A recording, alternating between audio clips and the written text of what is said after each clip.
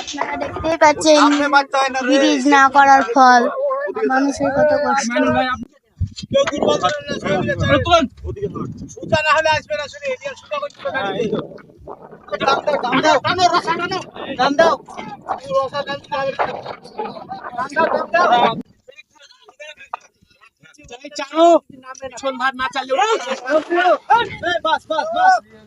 পিছনটা ধরো ঠেলে তুলতে হবে বাস খুলে নিতে হবে